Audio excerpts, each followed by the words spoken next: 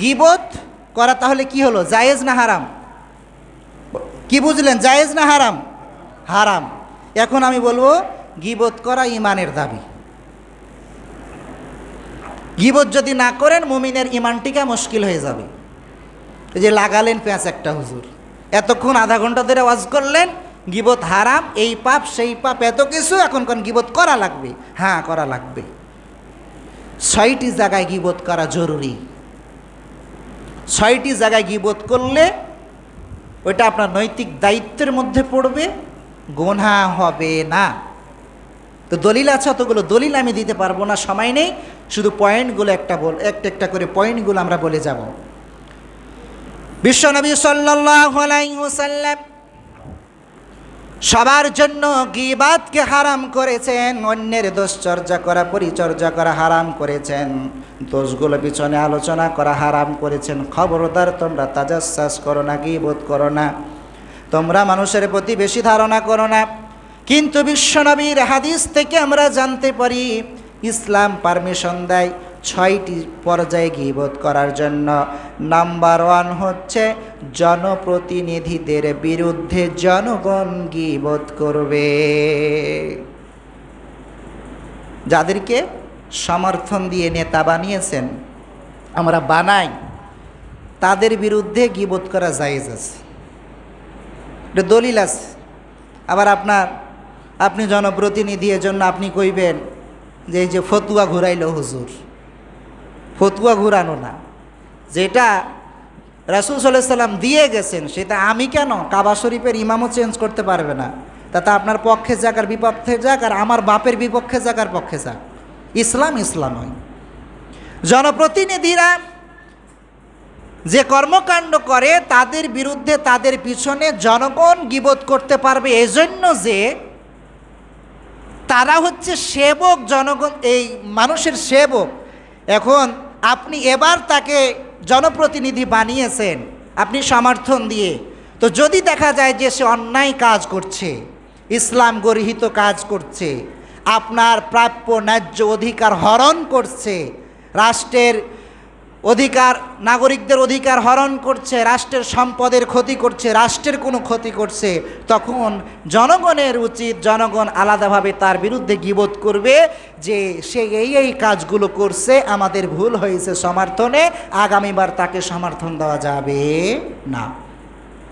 এই জন্য জনপ্রতিনিধির বিরুদ্ধে জনগণের গীবত করা জায়েজ। কারণ মনে রাখতে হবে, আপনি যাকে সমর্থন দিয়ে নেতা বানিয়েছেন, আপনার নেতা যদি 1 বস্তা গম মারে, তাহলে আপনি না একটা গমের দানা না পেয়েও আপনার আমলনামায় 1 বস্তা গম চুরিরই যাবে, সওয়াব যাবে না গুনাহ যাবে, বুঝে নেন।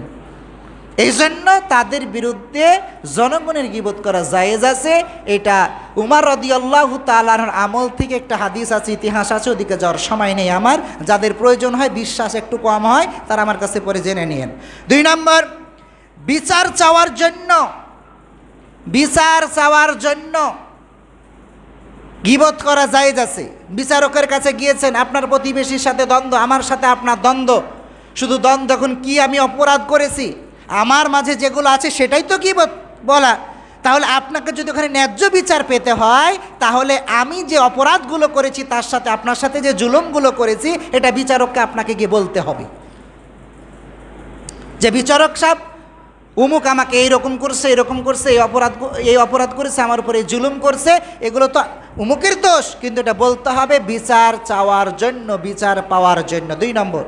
3 নম্বর হচ্ছে ছাত্রের গীবত শিক্ষকের কাছে করা জায়েজ। সাপোজ আপনি নামাজ পড়তে আসছেন, কোনো এক মাদ্রাসার ছাত্রকে দেখলেন বা কোনো এক ছাত্রকে দেখলেন, মাদ্রাসা হোক স্কুলের হোক, একটা অনৈতিক কাজের সাথে নামাজ বাদ দিয়ে জড়িত হয়ে বসে আছে, আপনার চোখে পড়ল। এই ক্ষেত্রে আপনার কর্তব্য ইমানদার হিসাবে তার শিক্ষকের কাছে যে একটু খেয়াল রাখেন, উমুক ছাত্রকে আমি দেখেছি নামাজের সময় এই কাজ করছিল, একটু তাদেরকে নসিহা করেন। তো এই কাজ যে করছিল, তো ছাত্রের দোষটা ধরিয়ে দেওয়া হলো, ছাত্রের গীবতটা করা হলো, কিন্তু এই ক্ষেত্রে শিক্ষকের সামনে গীবতটা করা জায়েজ, কারণ এই ছাত্রের কল্যাণের জন্য। 4 নম্বর আসেন, সন্তানের গীবত পিতার কাছে। সন্তান অপরাধ করছে, শয়তানের প্ররোচনায় পড়ে করতেই পারে, করেছে, এই ক্ষেত্রে আপনি দেখেছেন আপনার এটা কর্তব্য, মুমিন হিসাবে কর্তব্য হয়ে দাঁড়াবে যে সে সন্তানের ভবিষ্যৎ, তাকে ভবিষ্যৎ ধ্বংসের হাত থেকে বাঁচাতে, সন্তানের কল্যাণে বাবার কাছে তার দোষ ত্রুটিগুলো বলে দেওয়া। জানেন আপনার সন্তানকে আমি অমুক জায়গায় এই কাজ করতে দেখেছি, এই দোষগুলো সে করছে, একটু বাসায় নসিহা করেন, তাকে একটু কল্যাণের পথে আহ্বান করেন, তাকে একটু বুঝ দিয়েন। এক্ষেত্রে জায়েজ, ব্যাখ্যা করার সময় নেই। 5 নম্বর যেটা, শত্রুর আক্রমণ থেকে কাউকে রক্ষা করার জন্য শত্রুর আপনার গীবত করা যায়। যেমন এখান থেকে আমি ধরেন রাত 12টার সময়তে বোটবাজার যাব। এখন আপনি বোটবাজার যাব এবং জরুরি একটা কাজে ধরেন আমার কাছে 50,000 1 লক্ষ টাকা আছে, আপনি জানেন, আপনি জানছেন, আপনি বলছেন না খবরদার হুজুর যায়েন না এখন, কারণ কলমেশ্বর পার হয়ে অমুক জায়গায় দুইটা ডাকাত থাকে, এই ডাকাত যেই যাবে তার মেরে কেটে যা কিছু পারে নিয়ে এলে। ওই ডাকাতের ব্যাপারে আপনি আমাকে জানালেন, ডাকাতের মানে সুনাম করলেন নাকি, গীবত করলেন। এই ক্ষেত্রে কাউকে ওই শত্রু থেকে, আক্রমণ থেকে বাঁচানোর জন্য কারো কাছে কারো গীবত করাটা জায়েজ। 5 নম্বর যেটা, এবার বিয়ে করবেন, বিয়ে করার সময় আবার মেয়ের দেখে এসেছেন অথবা ছেলে দেখে এসেছেন, এবার আড়ালে গিয়ে মেয়ে ছেলের ব্যাপারে খোঁজ নিতে গিয়েছেন। এখন আপনার কাছে যদি কেউ খোঁজ নিতে আসে, তাহলে যেটা পাত্রের প্রকৃত চরিত্র সেটা আপনাকে তুলে ধরতে হবে, পাত্রীর যেটা প্রকৃত চরিত্র সেটা তুলে ধরতে হবে।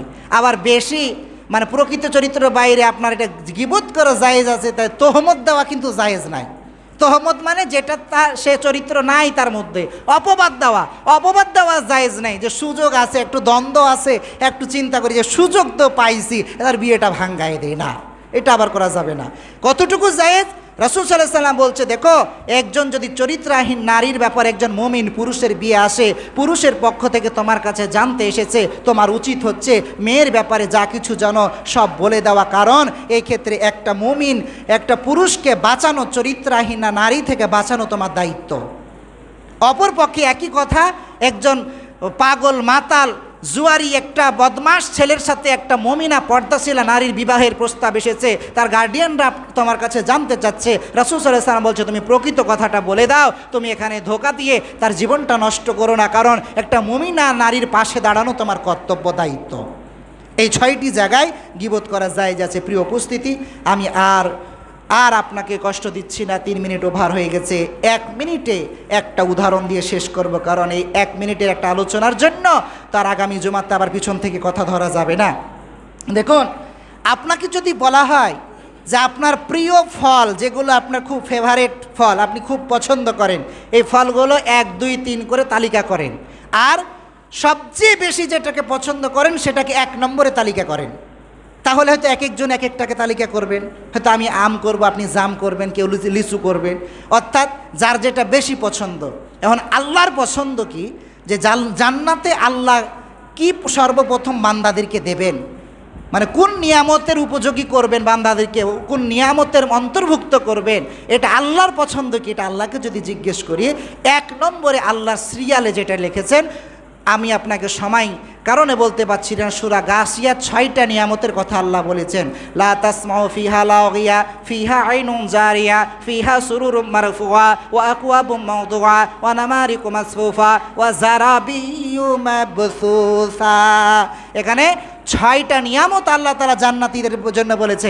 প্রথম কথাটা বলেছে লা তাসমাউ ফিহা লাগিয়া, জান্নাতে প্রথম যে নিয়ামতটা জান্নাতি ব্যক্তিদেরকে অন্তর্ভুক্ত করা হবে সেটা হচ্ছে যারা বেশি কথা বলে, অতিরিক্ত কথা বলে, বেফাস কথা বলে, লাগামহীন কথা বলে, অপ্রয়োজনীয় কথা বলে, তাদেরকে থেকে মুক্ত রাখবে জান্নাতকে, তাদেরকে জান্নাতে প্রবেশ করতে দেবে না, তাদের সেখান থেকে অতিরিক্ত কথা থেকে মুক্ত রাখবে। কেন? এই কেনর উত্তরে সে উদাহরণটা দিয়ে বিদায় নেব।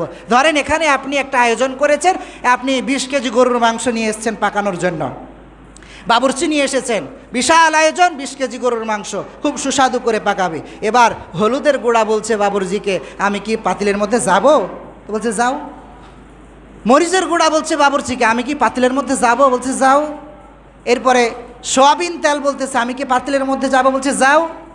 এবার বলছে আপনার অলিভ অয়েল তেল, জাইতুনের তেল, বলছে সরিষার তেল, তারা একটু একটু করে দাবি করছে। আমি কি পাতিলের মধ্যে যাব? বলছে যাও, মজা হবে, সমস্যা নেই।